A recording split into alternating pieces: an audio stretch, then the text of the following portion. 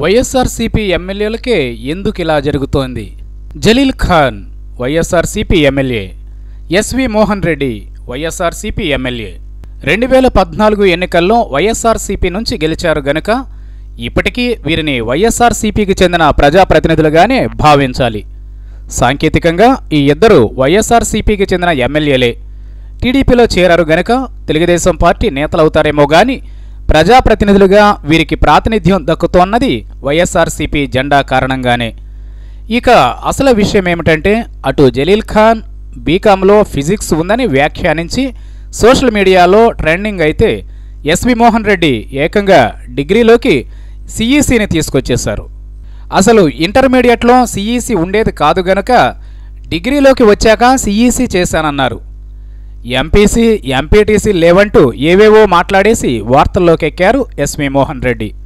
వైఎస్ఆర్సీపీ ఎమ్మెల్యేలకే ఎందుకు ఇలా జరుగుతోంది? వైఎస్ఆర్సీపీ జెండా మోసినన్నాళ్లు ఎక్కడా ఎలాంటి పొరపాట్లు జరగలేదు. కానీ టీడీపీలోకి చేరినాకనే ఆయా నేతలు అడ్డదిడ్డంగా మాట్లాడుతూ తమను తామే నవ్వుల పాలు చేసుకుంటున్నారు. ఇదే ఇప్పుడు ఎవరికీ అర్థం కాని ప్రశ్నగా మిగిలిపోయింది.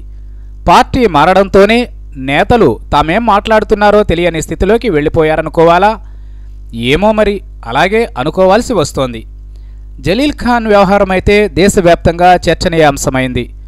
ఇక నుంచి ఎస్వి మోహన్ రెడ్డి గురించి కూడా దేశమంతా చర్చించుకోవాలేమో.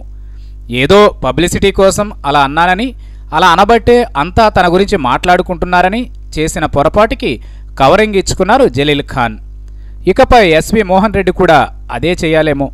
టీడీపీ అధినేత చంద్రబాబు పుత్రరత్నం నారా లోకేష్ వర్ధంతికి జయంతికి తేడా తెలియకుండా వ్యవహరిస్తారు. టీడీపీని అవినీతి పార్టీ అంటారు. వైఎస్ జగన్మోహన్ రెడ్డిని మాజీ ముఖ్యమంత్రి అంటారు.